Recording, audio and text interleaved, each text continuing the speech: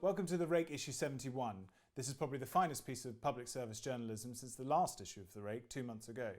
Before we have a look at the issue, I would recommend that you go to therake.com and press on the subscribe button.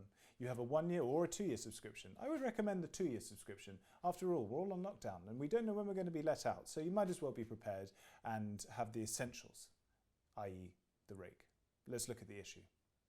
The Game Changers issue should be every inch, the bringer of hope, the lifter of moods, and the affirmer of life. It is potted shrimp on a cold day, a cigar on the deck of Lake Muskoka listening to the loon birds at sunset. It's an open letter to everyone that reads, "We can do this, people." The men and women in this issue have all been revolutionaries and have benefited our complex planet. What links them is their courage to make a change with the odds stacked against them. This includes two British brothers, Solomon and Kidane. Solomon, the younger brother, is the first black British-born dancer to dance at the Royal Ballet. Kidane, or Captain Cousland, joined the army at 16 and went on to become the first black officer cadet to win the Sword of Honour at the Royal Military Academy of Sandhurst. If anyone deserves to be accorded influencer status, it is Solomon and Kidane, who have broken historic boundaries while seeking to uphold their personal values of service, hard work and excellence. Much the same can be said of Jonny Kim and Michael Browne, whom Waco writes about with his customary alacrity and desire to commend the commendable. Kim is a Navy SEAL turned doctor turned astronaut, and as he is still only in his mid-30s, it is enough to make us all feel a bit more humble. In some ways, Browne is to tailoring what Mozart was to the classical world.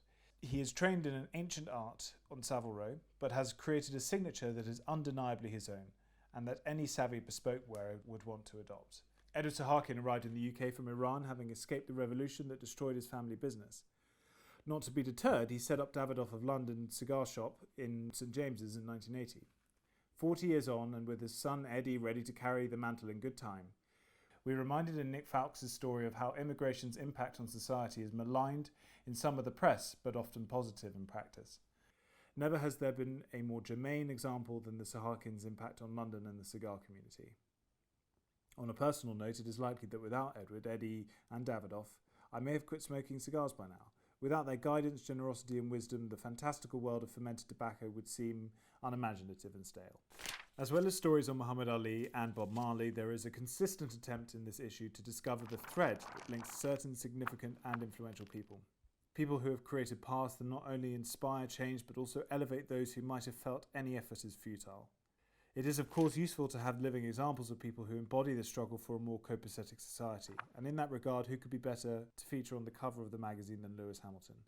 The British driver is on course to match and possibly even break Michael Schumacher's haul of 7 Formula One world titles, a record that some thought would be untouchable. Yet, even if Hamilton succeeds, it is quite something that it won't be the only achievement that defines him. Instead, his courage in speaking truth to power and his efforts to lift up the black community while tackling insidious discrimination in Formula One will likely prove an even more honourable legacy. If Ralph Lauren polo bear jumpers are very Ralph, our main fashion shoot in this issue is very Rake. We enjoyed a quick trip to the location at Stratset Hall in Norfolk in two of the most glorious Bentley flying spurs. A big thank you to Charlotte and Alfred Bagg for their hospitality and generosity in allowing us to use their home. I'm extremely proud of this issue. We're not a political magazine, we're not here to unburden ourselves or try and steer your thinking. But if you are unable to find the wonder, the joy, the sense of humour within these stories, well then I invite you to go back to the beginning and try again.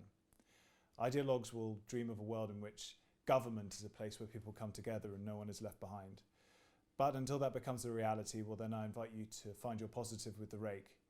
Whether it's the stories in this issue or the practical nature of putting a magazine together, this is what happens when you acknowledge that love is a verb.